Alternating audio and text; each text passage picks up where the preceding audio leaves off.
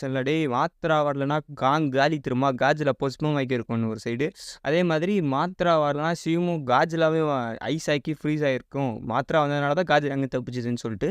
So 2மே உண்மை தான். இங்கே வந்து மாத்ரா வரலனா காங் செத்துருக்கும். அதே மாதிரி அந்த இடத்துல மாத்ரா வரலனா காஜ்ல ஃப்ரீஸ் ஆயிருக்கும். ஸோ ஈக்குவல் ஆயிடுச்சா? Points draw. ஸோ 2 பேருமே இப்போ கொஞ்சம் அடங்கிக்கோங்க. அண்ட் அடுத்து இன்னொரு ஒரு கமெண்ட். இந்த கமெண்ட்டை பார்த்து எனக்கு சிரிப்பு தான் வருது. இந்த மாதிரி நிறைய பேர் கமெண்ட் பண்ணிட்டு இருந்தாங்க. லைக் இதுக்கு வந்து நம்ம 2 வருஷத்துக்கு முன்னாடி அந்த படம் வந்தப்பே நான் இதுக்கு ஒரு வீடியோ போட்டு பேசிட்டே இருக்கேன். மறுபடியும் சொல்கிறேன்.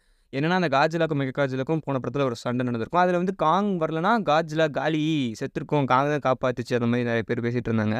ஒரு விஷயத்த புரிஞ்சுக்கோங்க. அது வந்து ரோபோட் அண்ட் அதுக்கு வந்து கொடுக்கப்பட்ட டேட்டா எல்லாமே காஜ்லாவுடைய மூவ்மெண்ட்டு, அதோடைய அட்டாக்கு, அதோடைய வீக்னஸ் எல்லாமே அதில் செலுத்திட்டாங்க. அதே மாதிரி அதோட சண்டை போட்டு ஆல்ரெடி தோத்த ஒரு மிகப்பெரிய மான்ஸ்டரான Ghidorah. So already tough fight கொடுத்துருக்கோம். ஆனால் தோற்று இறந்து போனதுக்கப்புறம் இதோடைய மூளையை யூஸ் பண்ணி திருப்பி இந்த படத்தில் கொண்டு வந்திருப்பாங்க. அதனால் ஈஸியாக காஜ்லாவை